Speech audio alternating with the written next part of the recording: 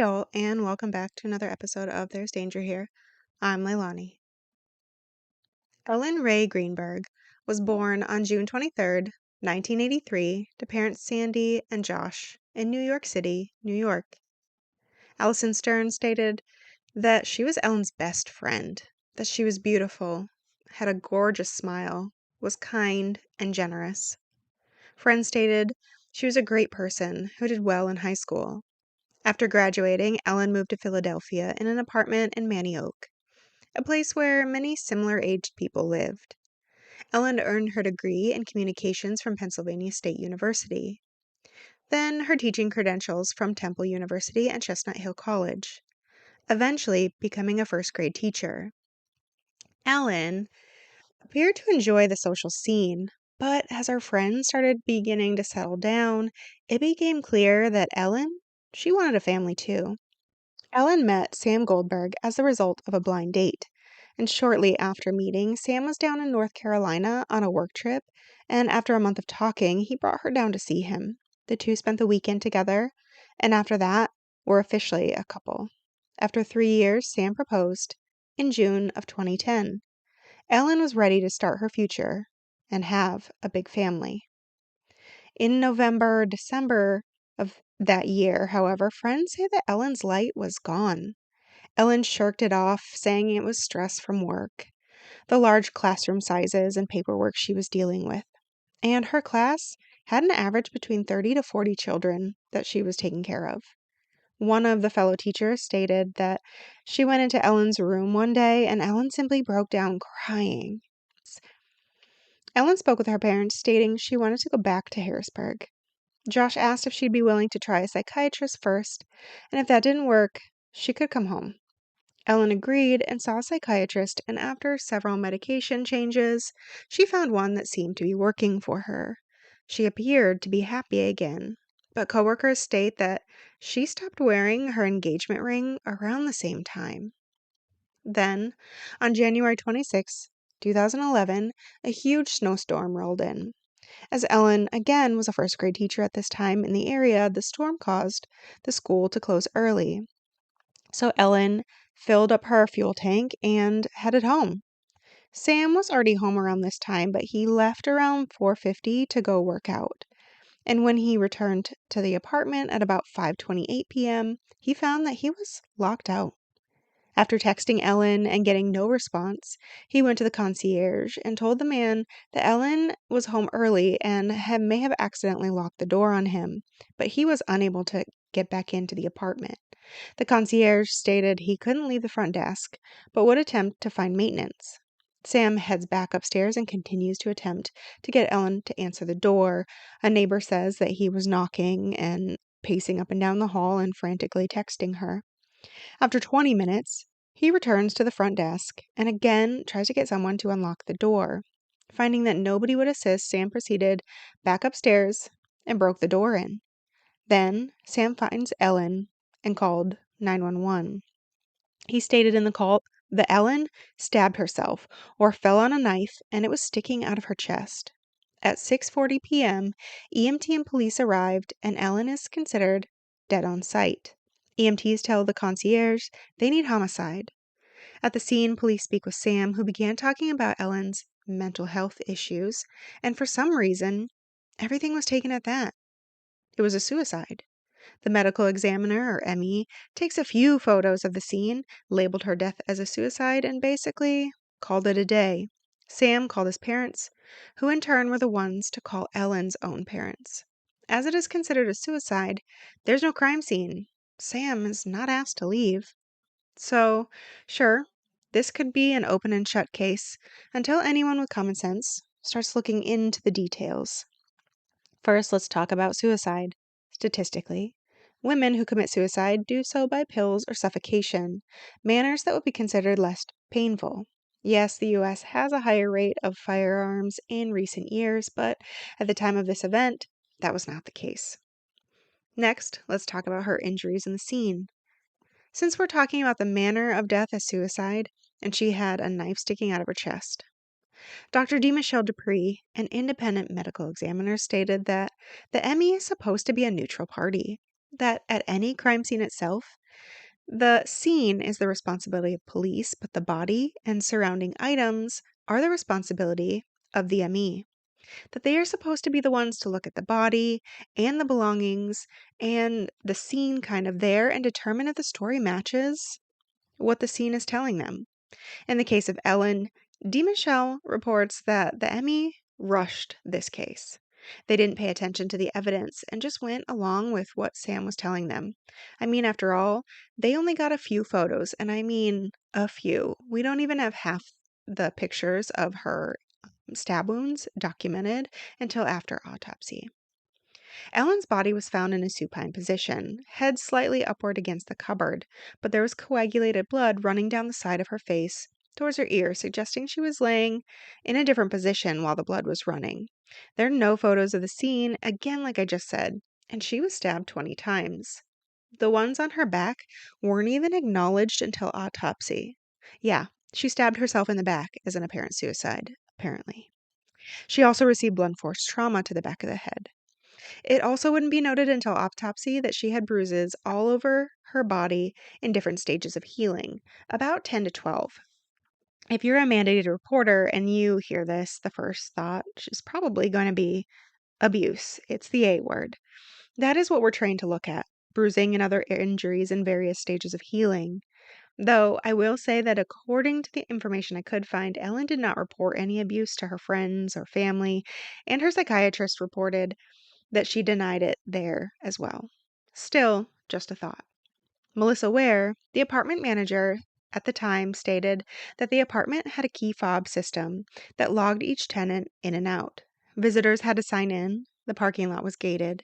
Cameras were in all entry and exit areas as well as common areas, though they didn't have cameras in the elevators or the hallways themselves. Footage corroborates Stam's story partially, that he left to work out and then returned after finishing to find his apartment locked. Again, we can't see the hallway. The video shows him in the lobby multiple times. Texts sent from his phone seem to indicate the same, as he is trying to re-enter his apartment.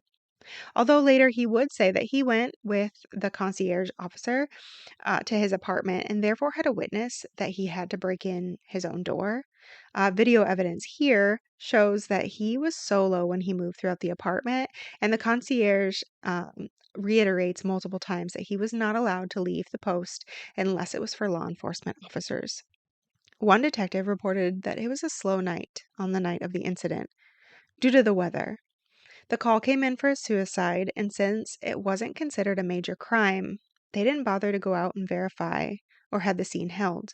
Police did show up, but like street cops, to the scene to ask some questions. Again, no detectives, and the scene is never considered a crime scene, allowing it to remain unsecure. Melissa received a call the next day from Sam's uncle, James Schwartzman, asking to get some of Ellen's things for her funeral. So Melissa called the police just to kind of ensure that she was allowed to open the apartment, and they said it would be fine to let people in. Again, not considered a crime scene. Melissa didn't want the family to have to see anything disturbing, and so she called a local crime scene cleanup to help get rid of the mess in the apartment before allowing family in. Then Melissa decided to go to the apartment herself with a video camera. She reported she didn't want to be held responsible for items if they went missing after letting in a man she had never met. Melissa said she remembered the crew going in, cleaning up all of the blood, and putting the silverware in the dishwasher before turning it on. After that, they left, and James was let in to retrieve what he wanted. James was in the apartment for about 15 minutes before leaving, but not before taking Ellen's laptop and phone. He also took credit cards of both Ellen and Sam at the time.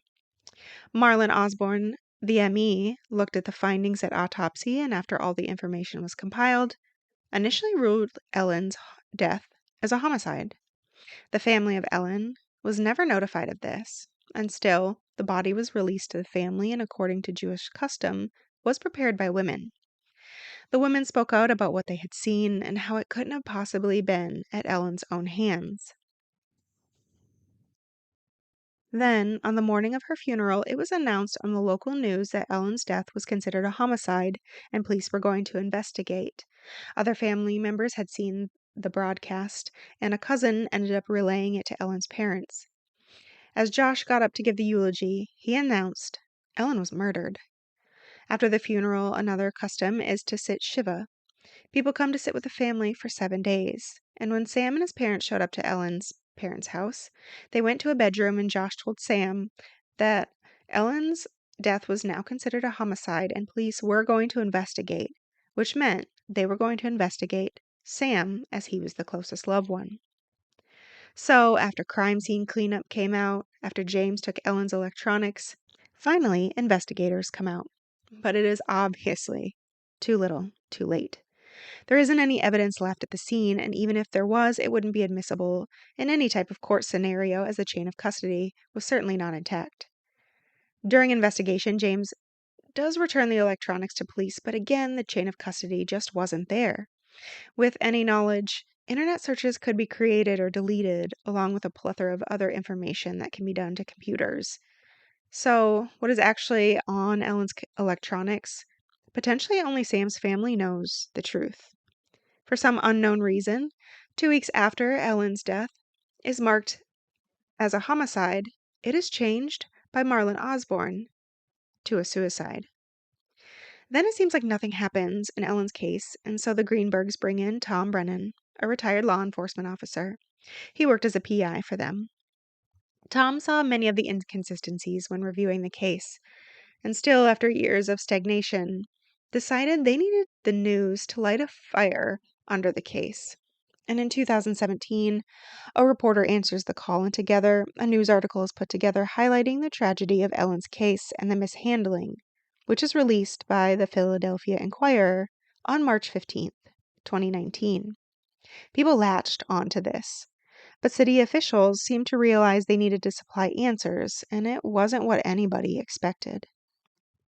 In 2019, the Office of Pennsylvania Attorney Josh Shapiro had taken over the case. They released a statement that Ellen's computer search history pointed towards Ellen's death being a suicide and that they were closing the investigation. Again, how they could even be so brazen as to use her computer that was in someone else's possession for a time following her death is incomprehensible at most. Why did Shapiro seem to care? Well, in July of 2022, personal relationships between him and the Goldbergs were identified, leading to even more doubt on this already doubtful case. According to the Inquirer, quote, the Greenbergs and their attorney, Joseph Padraza Jr., filed their lawsuit against the city in October 2019, seeking to have the manner of Ellen's death changed back to homicide or undetermined, a move that would allow for an investigation to be reopened and pave the way for a possible wrongful death or misconduct lawsuit against the city. We're asking to change the manner of death and open a new investigation with impartial people and an impartial prosecutor, Joshua Greenberg said. We are not asking for the moon, just justice for our daughter. The Philadelphia Law Department is ardently defending the suit and the suicide ruling, even if Osborne's findings were incorrect, which the city contends they were not. The law makes clear that a medical examiner can be wrong as to the manner of death, yet cannot be compelled to change it, city attorneys wrote in court filings. The Greenberg suit has unveiled new information about the unusual process around how Ellen's death was classified and new testimony about whether one of the wounds to her neck was possibly administered after she died. But will the civil suit, which is headed to Commonwealth Court, be enough to get the manner of death changed?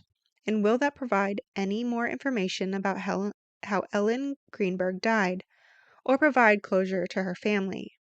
One thing is clear, Ellen Greenberg's death remains a mystery. Even Osborne, who stands by his suicide ruling, testified at deposition that the case was unusual. I think the consensus initially was that it was very, very weird, he said. End quote. Even with all that, for some reason, the state of Philadelphia refused to just acknowledge how terribly they treated Ellen's case. And as such, they have maintained Ellen managed to stab herself 10 times in the back and the neck area, as well as 10 times in her chest, as part of a suicide. It should be noted that in recent years, Osborne has come out and said that they should change the manner of death to other than suicide after reviewing all of her cases. And I really feel like this is just from all the pressure on him and realizing, it's very clear and obvious that a typical person wouldn't be able to stab themselves in the neck 10 times in the back. I think that's fairly certain. In addition, outside examiners, every single time it has been reviewed, have stated that this should be a case of homicide. Every independent source that has come out and reviewed her case has ruled it other than homicide. The only people that are labeling this as suicide are those that seem to be attached to Sam's family and or taking Sam's word from the beginning. And unfortunately, that is where the case stands today. We don't have any more information on her, and nothing has been resolved. So, with that, to all those out there listening, be careful. It's a dangerous world we live in.